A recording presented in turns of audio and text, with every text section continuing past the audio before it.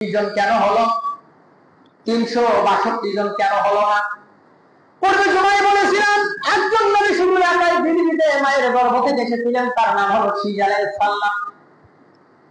হযরত আদম আলাইহিস সালাম তার সন্তান সব সন্তানদেরকে ডাকলেন, 351 জন সন্তান, 61 জন সন্তান, সবাইকে ডাকলেন।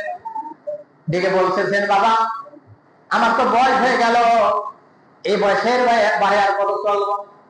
তবে তোমাদের কাছে আমার একটা আবদার, আমি তো বুড়ো হয়ে গেছি, এই বুড়ো বয়সে আমার জান্নাতের একটা ফলের কথা মনে পড়েছে। সুবহানাল্লাহ বলি, বেটারে জান্নাতে আমার আল্লাহ আমাকে জান্নাতের ফল খাওয়াইছে, নিয়ামত ফল।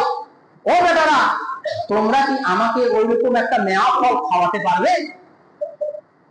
বেটাদেরকে যখন বললেন, ছেলেকে যখন বললেন, বাপ যখন কোনো কিছু খাইতে চায়, ছেলে যদি চুরি করিও হয় তবু বাপের চাহিদা পূরণ করে, যেভাবে হোক পূরণ করে। আদম আলাইহিস সালামের সন্তানেরা বাবাকে নেয়া ফল খাওয়ানোর জন্য চলে গেলেন। কোথায় গিয়ে নেয়া ফল পাওয়া যায়? সবাই দিক বিদিক চলে গেল, অনেক দূর অতিবাহিত হয়ে গেল, কোন সন্তান আর আসতেছে না। আদম আলাইহিস সালাম শীষকে ডাক দিয়ে বললেন, বেটারে সবাই তো নেয়া ফল সংগ্রহ করার জন্য গেল, আমাকে খাওয়াবে বলে, আমার মনে হয় তারা ফল পায় নাই, এই জন্য আসতেও পারে নাই। ওই সময় শীষ আলাইহিস সালাম বললেন, আব্বা আপনি তো পৃথিবীর প্রথম মানুষ, ও আব্বা আপনি আল্লাহর কাছে দোয়া করেন, আল্লাহকে বলেন, আল্লাহ জান্নাতে অনেক ফল খেয়েছি, আল্লাহ একটা মেয়া ফল খেতে চাই, আল্লাহ তুমি আমার একটা মেয়া ফল খাও। এই কথা বললেই তো আল্লাহ তোমার মেয়া ফল দেয়, এ কথা কেন তুমি বলতেছ না?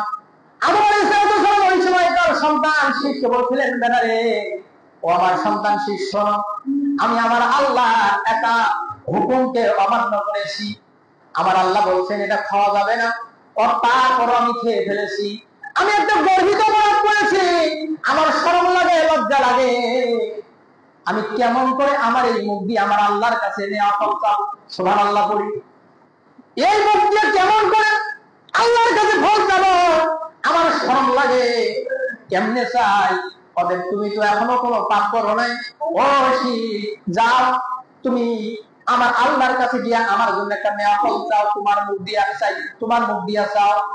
হযরত শীষ আলাইহিস সালাম চলে গেলেন পাহাড়ের পাদে গিয়ে আল্লাহকে ডাকতেছেন, ও আমার আল্লাহ, আমার পিতা আদম আলাইহিস সালামের সন্তান শীষ, আল্লাহ তোমার কাছে দরখাস্ত দিলাম রে মাওলা, আমার পিতা শেষ সময় একটা ফল খেতে চেয়েছে, আল্লাহ মেহেরবানি করে একটা ফল আমার বাবার জন্য আল্লাহ তুমি উপহার দিয়ে দাও।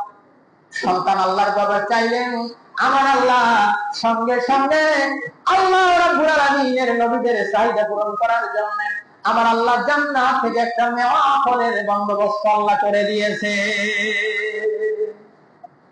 আমার আল্লাহ জিবরাইলকে বললেন, জিবরাইল